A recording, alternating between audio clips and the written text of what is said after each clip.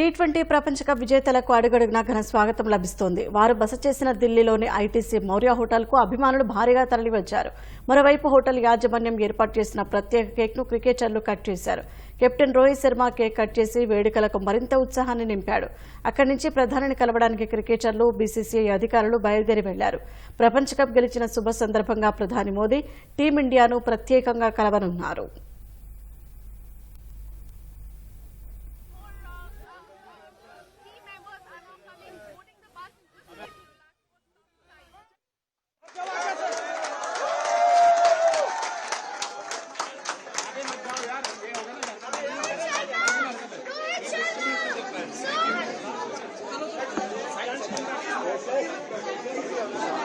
ऐसे करके